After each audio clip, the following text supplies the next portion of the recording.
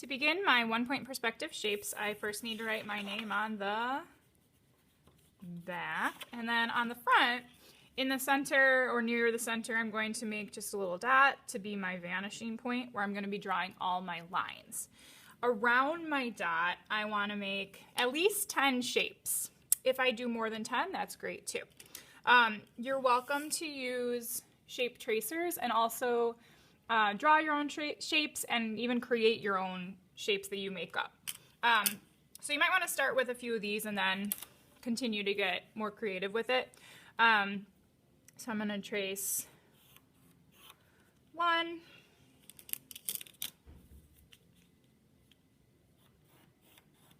2, and just keep going until I have at least 10.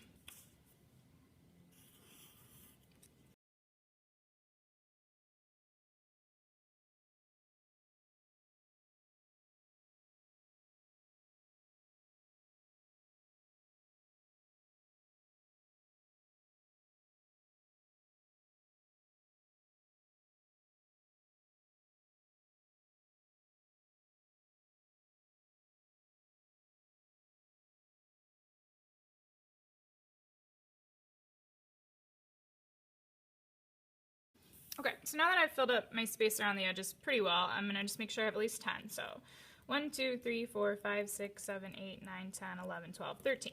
Awesome. And I created a couple of my own.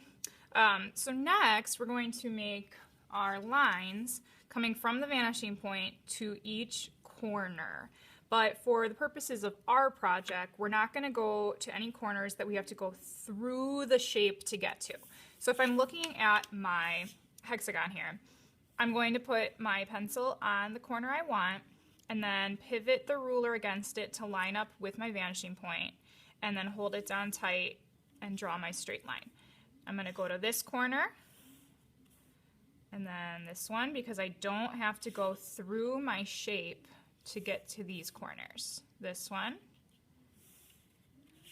And then I'm done with this shape because if I wanted to go to this corner, I'd have to go through, and same with this one. So for this one, I'm just going to have the 4 lines. So for each shape, you want to check which corners can go to the vanishing point and which ones will not. So this corner will not, because I would have to go through my shape. Now some of your shapes might overlap, so let's look at this circle.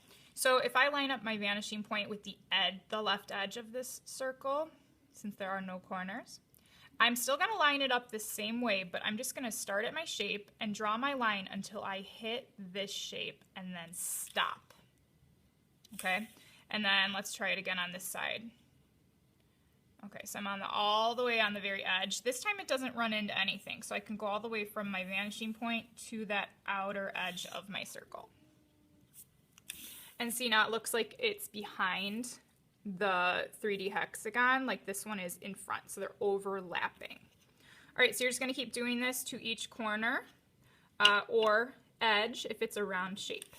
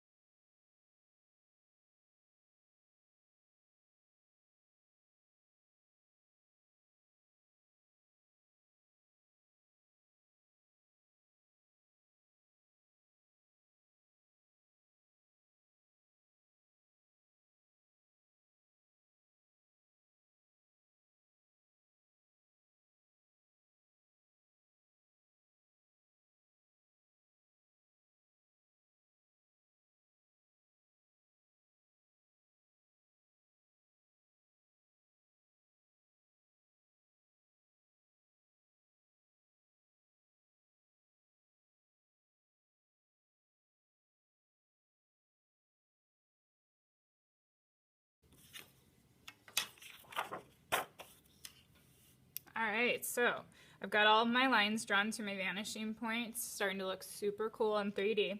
And now I'm going to trace with thin Sharpie before I start adding in my light, medium, and dark values with my colored pencils.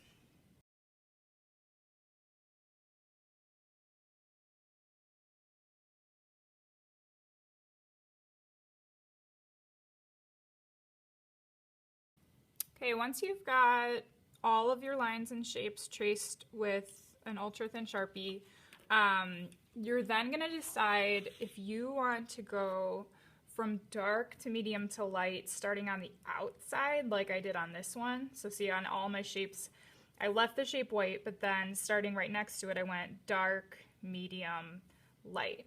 But the other way you can do it is to go dark from vanishing point to medium to light next to the shape. So here's one way to do it. I'll show you the other way on this one, and then you can choose. So you can pick whatever colored pencil you want to begin with. So I grabbed a red, and then I just want to stick with that color for my shape that I'm doing. So if I start with this square, if I do it from dark in the center, I'm going to be pressing hard near the vanishing point. And then as I get closer to the square, I'm starting to press lighter and lighter. And by the time I get next to the square, I'm hardly pressing at all. I'm kind of just gliding my pencil across the paper very gently.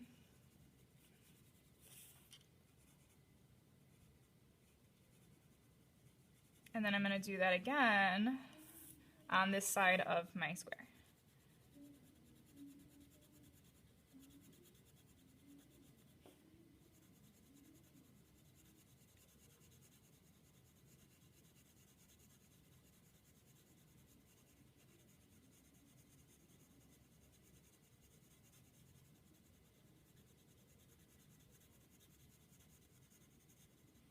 Okay, and so you can see the difference where if you do dark on the inside, it'll look like this. If you do dark on the outside, it'll look more like that. So go ahead and choose which direction you'd like to go, and then you just want to do a different color for each shape. If you run out of colors, you can always just repeat that color on like the other side. So I did orange here and orange here, but I tried to make them kind of far away from each other rather than next to each other.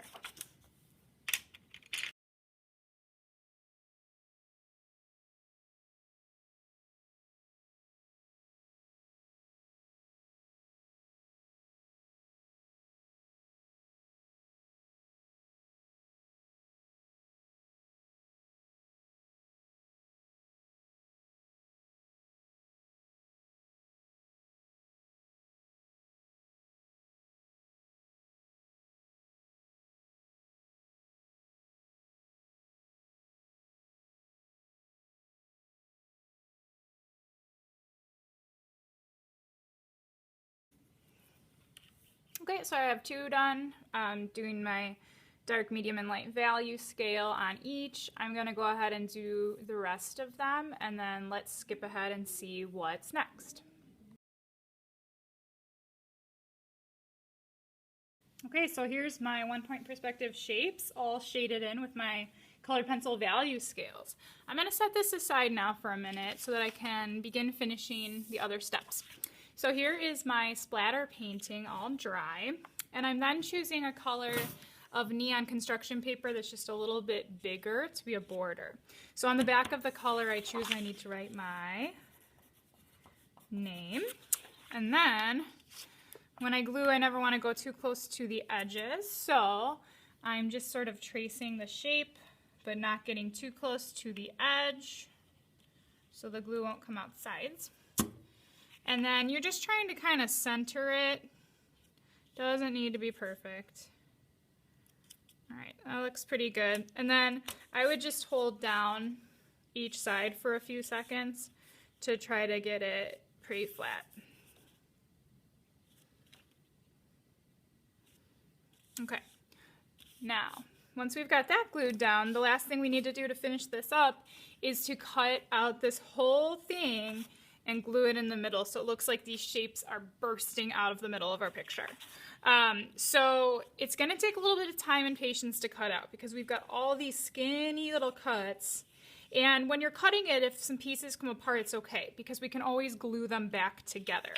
So I'm just going to start slowly, carefully cutting out my whole 1-point perspective drawing.